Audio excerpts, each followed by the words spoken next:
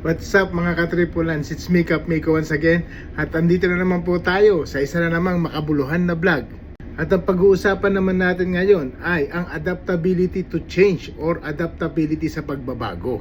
Dahil ang adaptability ang isa sa key factor ng pagiging isang seaman. Kaya mga katripulans, you must learn to adapt because whether you like it or not, change is constant. Like change of environment, weather or situation. And syempre meron din mga change of people around us dahil may mga kasama tayo na uuwi dahil tapos na ang kontrata at may mga makakasama naman tayo na sasampa na kailangan bumuno ng kanilang mga kontrata.